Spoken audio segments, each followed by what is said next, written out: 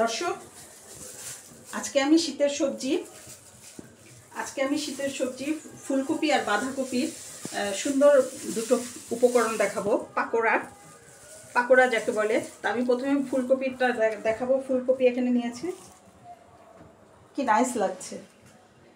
শীতকালের সবচেয়ে জনপ্রিয় এবং খুব বেশি বিক্রিত সবজি আর কি। ফুলকপি নিয়েছি, তারপর নিয়েছি আপনার বাঁধাকপির পাকোড়া হবে। বাঁধাকপির পাকোড়া, বাঁধাকপিটা তার জন্য আমি কুচি কুচি করে কেটে নিয়েছি। এরপর নিয়েছি বাঁধাকপিটা মাখানোর জন্য নিয়েছি পেঁয়াজের ফুল, ধনিয়া পাতা, কাঁচামরিচ, পেঁয়াজ, আর দিব লবণ, চিনি, ধনিয়ার গুঁড়া, জিরার গুঁড়া আর আদা রসুন বাটা। আর এই ফুলকপির পাকোড়ার জন্য এখানে আছে আটার মধ্যে আমি দিয়েছি ধনিয়া গুঁড়া, জিরার গুঁড়া, আদা বাটা, রসুন বাটা, লবণ, চিনি, এগুলো দিয়ে মাখিয়ে নিয়েছি। এখন এটাকে দিয়ে আমি ফুলকপি ডুবিয়ে তেলে ভাজবো। তা আপনারা দেখতে থাকেন দর্শক, আমি আর এই যে তাওয়াতে তেল দেওয়া আছে ফ্রাই প্যানে আমি ভাজার জন্য। এটাকে ডুবাই নিয়ে দিতে কেমন হয়।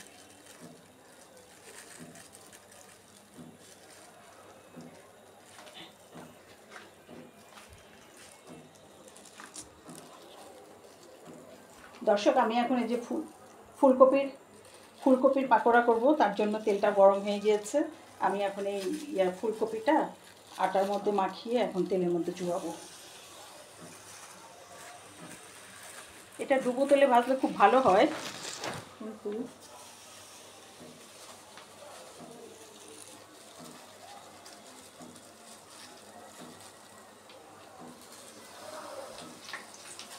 ফুলকপির পাকোড়া, কলিফ্লাওয়ার পাকোড়া।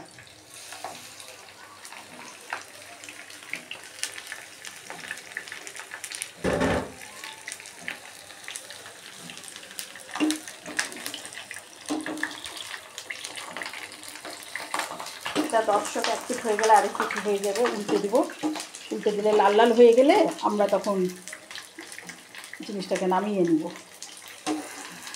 এটা আমি কাঁচাই নিয়েছি, কাঁচাটাই আপনার ভালো হয়, আর কাঁচাটা তেলেই আপনার সিদ্ধ হয়ে যায়।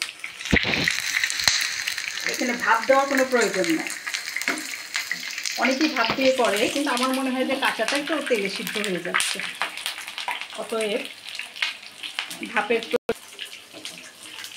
পাকোড়ার টেস্টটাও খুব সুন্দর দেখাচ্ছে।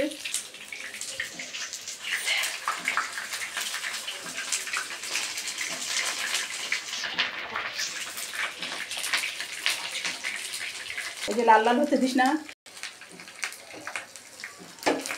দর্শক দেখেন, পাকোড়াটা কি সুন্দর লাল লাল হয়ে এসছে। আমরা আরেকটু লালের জন্য অপেক্ষা করি।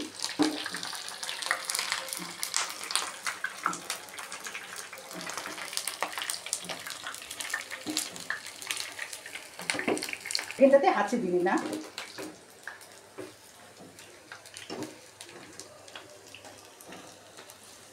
দেখেন হয়ে গিয়েছে। এখন আমি এটাকে প্লেটে তুলে নিয়ে সার্ভ করবো। এটা আমরা সস দিয়েও খেতে পারি, আবার টমেটো, তারপরে শসা, সালাদ এগুলো দিয়েও খেতে পারি, যে যেমন করে পছন্দ করে। এটা হচ্ছে ফুলকপির পাকোড়া।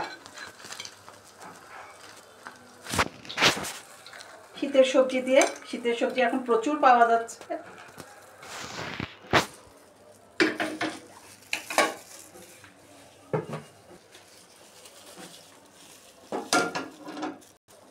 এরপর আমি বাঁধাকপির পাকোড়া করে দেখাবো। বাঁধাকপির পাকোড়ার জন্য এখানে বাঁধাকপি আছে। এর মধ্যেই আমি এখন একে একে পেঁয়াজের ফুল দিব, ধনিয়ার পাতা দিব, কাঁচামরিচ দিব, পেঁয়াজ দিব,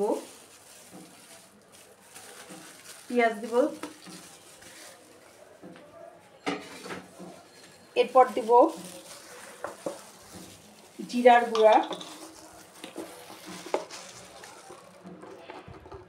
জিরার গুঁড়া 1 চামচ করে দিলেই হবে। জিরার গুঁড়া ধনিয়ার গুঁড়া 1 চামচ করে দেবো।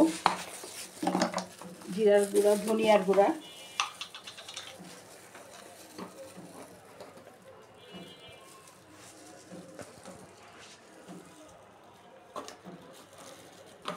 ধনিয়ার গুঁড়া দিব লবণ,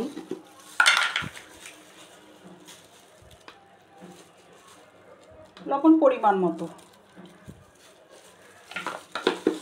চিনিও দেবো আমরা স্বাদের জন্য, একটু একটু সুগার দেবো।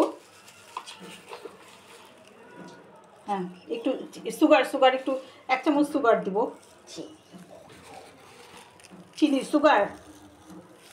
আর একটু দেবো আদা রসুন বাটা প্লাস আপনার 1 চামচ ইয়াও দেবো আটা, কেননা জিনিসটা টাইট হয়ে থাকার জন্য, একটু আঁটো হয়ে তেলের মধ্যে থাকার জন্য একটু আটাও 2 চামচ, যেমন মনে করেন যে ভেঙে যাচ্ছে,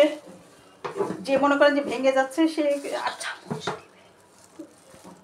সে 2 চামচ আটা আমরা দিতে পারি।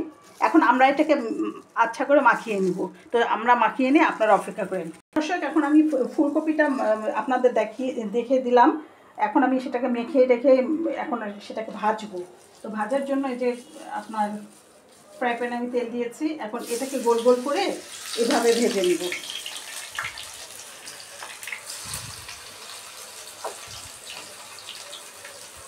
আপনারা দেখতে থাকেন।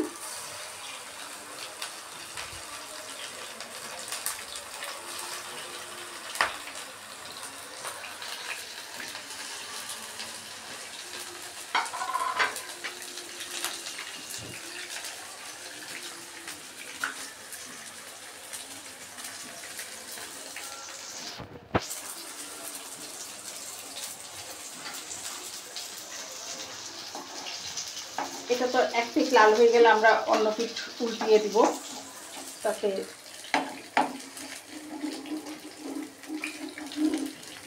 হ্যাঁ সুন্দর হয়েছে, আপনারা দেখতেই পাচ্ছেন।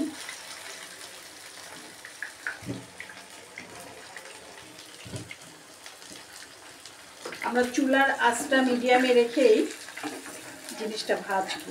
হ্যাঁ দর্শক, আমাদের 1 পিঠ হয়ে গেছে, আমরা আরেক পিঠ উল্টে দিলাম।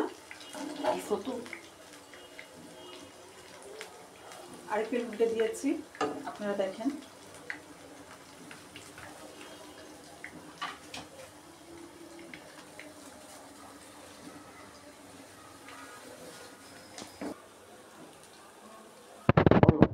দর্শক, আমার ফুলকপির পাকোড়াটা ভাজা হয়ে গিয়েছে, আমি এখন এটাকে তুলে নিব।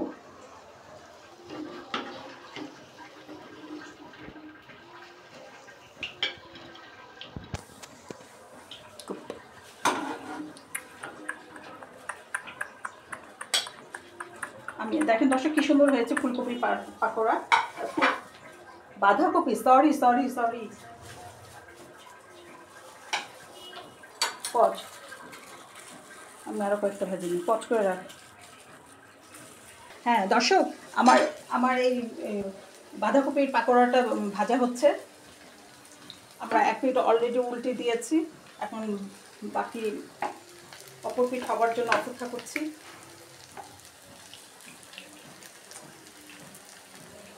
আমরা শেষ হলে তারপরে আবার আসছি।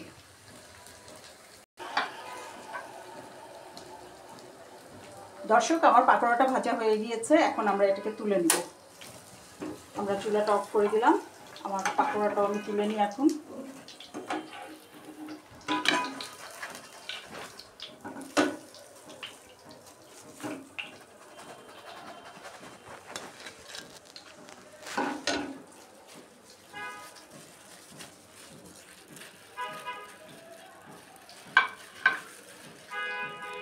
দর্শক, আমার পাকোড়া ভাজা হয়ে গেল। আমার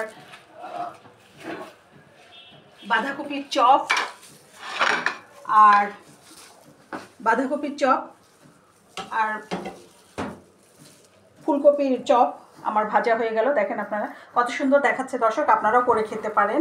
এখন শীতের সবজি অ্যাভেলেবল, সহজেই পাওয়া যায় এবং খুব অ্যাভেলেবল এবং সস্তা, ও দামেও সস্তা, পুষ্টিকর আমাদের শরীরের জন্য হেলদি। আপনারাও করে খেতে পারেন। ফুলকপির পাকোড়া আর বাঁধাকপির চপ। তো দর্শক, আমাদের ভিডিওটা দেখার জন্য আপনাদের অনেক ধন্যবাদ। আজ এ পর্যন্তই।